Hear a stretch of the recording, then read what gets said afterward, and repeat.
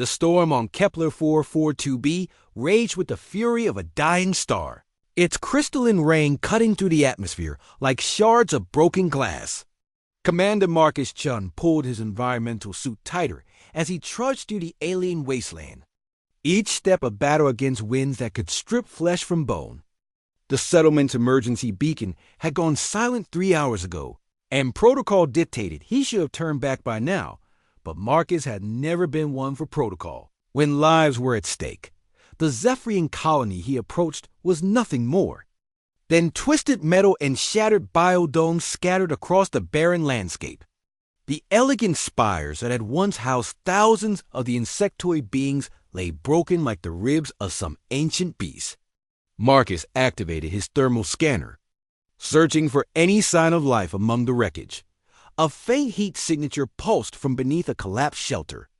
Marcus dropped to his knees and began clawing at the debris with his bare hands, his suit's servos whining under the strain.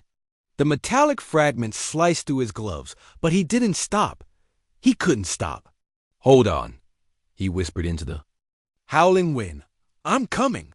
When he finally cleared enough rubble, Marcus found himself staring into 4 large, multifaceted eyes.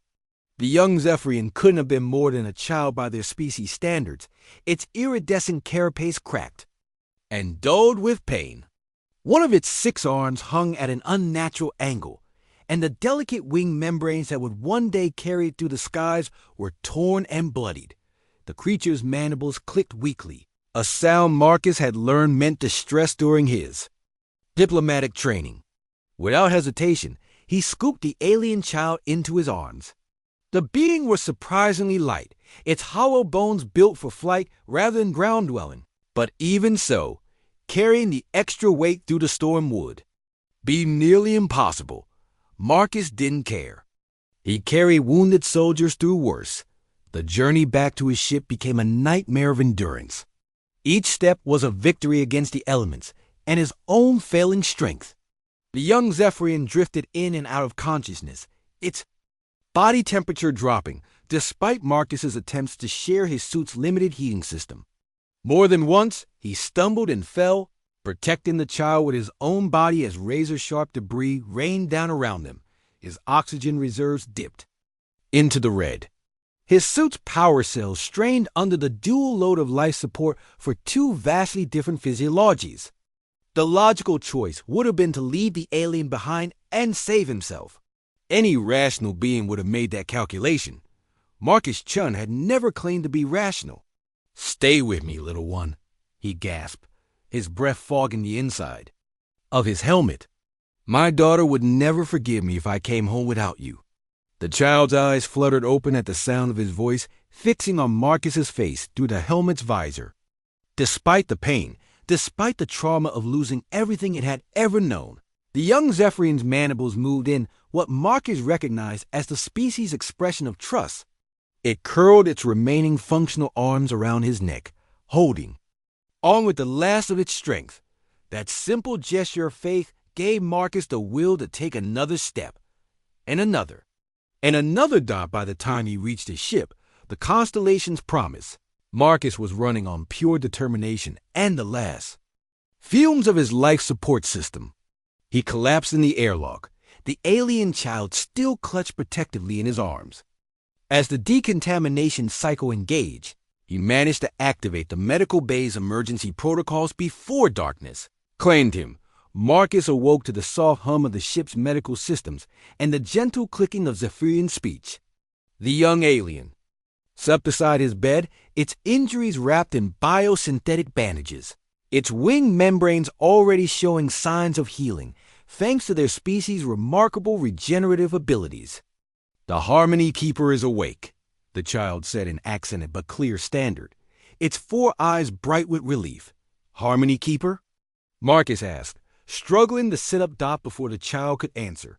The medical bay's doors hissed open. A figure entered. That made Marcus's breath catch in his throat tall, regal, with an elaborate crown of bioluminescent spines that marked him as Zephyrian royalty. King Veltar himself stood in the doorway, his ancient eyes fixed on the human who had saved his grandchild.